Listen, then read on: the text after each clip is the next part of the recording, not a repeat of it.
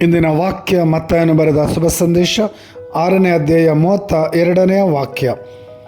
ನೀವಾದರೂ ಮೊದಲು ದೇವರ ಸಾಮ್ರಾಜ್ಯಕ್ಕಾಗಿ ಅವರ ಸತ್ಸಂಬಂಧಕ್ಕಾಗಿ ತವಕ ಪಡಿರಿ, ಇದರೊಂದಿಗೆ ಇವೆಲ್ಲವೂ ನಿಮಗೆ ನೀಡಲಾಗುವುದು. Praise the lord. ಶುಭ ಮುಂಜಾನೆ. ಇಂದಿನ ವಾಕ್ಯ ಸ್ಪಷ್ಟವಾಗಿ ಪ್ರಭುವಿನಲ್ಲೇ ಭರವಸೆ ಇಡಲು, ನಂಬಿಕೆ ಇಡಲು ಕರೆ ನೀಡುವಂತಹ ವಾಕ್ಯ. Praise the lord. ಪ್ರಭುವಿನ ನಾಮಕ್ಕೆ ಸ್ತೋತ್ರ, ವಂದನೆ, ಆರಾಧನೆ. ನಾಳೆಯ ಚಿಂತೆ, ಇಂದಿನ ಚಿಂತೆ, ಎಲ್ಲ ಸಮಸ್ಯೆ, ಸಂದಿಗ್ಧತೆಯ ಚಿಂತೆ ಎಲ್ಲವೂ ಪ್ರಭುವಿಗೆ ಬಿಟ್ಟು ಬಿಡೋಣ.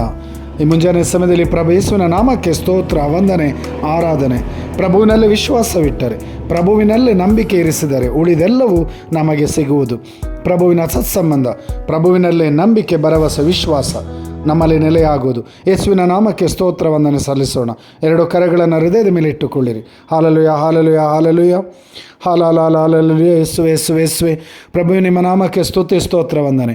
ಈ ವಾಕ್ಯ ಆಲಿಸುತ್ತಿರುವ ಪ್ರತಿಯೊಬ್ಬ ಮಗನ ಮೇಲೆ, ಮಗಳ ಮೇಲೆ ನಿಮ್ಮ ಬಲವಾದ ಕರಗಳನ್ನಿರಿಸಿ ಅಭಿಷೇಕಿಸಿರಿ, ಅಭ್ಯಂಗಿಸಿರಿ. ಹಾಲೆಲೂಯ.